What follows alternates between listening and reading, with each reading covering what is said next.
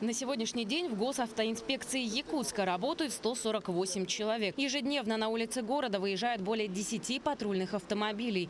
Но в выходные и праздничные дни плотность нарядов увеличивается. Стоит отметить, что в данный момент с 1 июля начался усиленный режим несения службы. По статистике у нас, если так взять, только за эти выходные дни, то есть с 30 июня по 2 июля у нас зарегистрировано 14 дорожно-транспортных происшествий с пострадавшими, где у нас получили различные травмы более 23 человек. Среди них, опять же, у нас 6 несовершеннолетних. Главная задача ведомства всегда остается неизменной – сохранение жизни и здоровья граждан, обеспечение безопасности и порядка на дорогах. Зачастую в данную профессию идут по зову сердца или по призванию.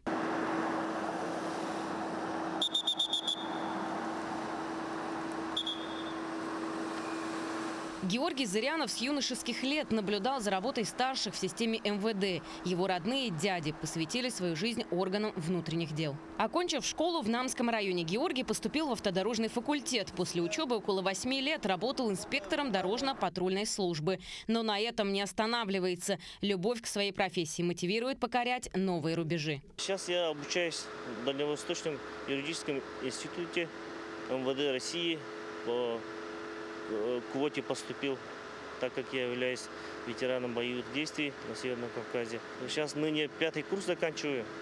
Вот, благодаря учебе в системе в данном университете МВД я до капитана дослужился.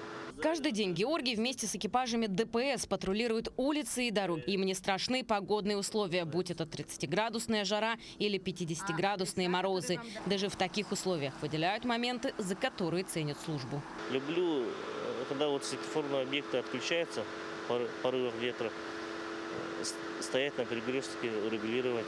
Это одно из этих любимых занятий. Сотрудники государственной автоинспекции трудятся на посту 24 часа в сутки, 7 дней в неделю. Но при этом не забывают о профессиональных амбициях и мечтах. Георгий не исключение. Люблю свою работу. Хочу служить, помогать общественности. Мечтаю когда-нибудь со своим дядей в полковничьей форме сфотаться в ближайшем будущем, наверное, лет через 15-20.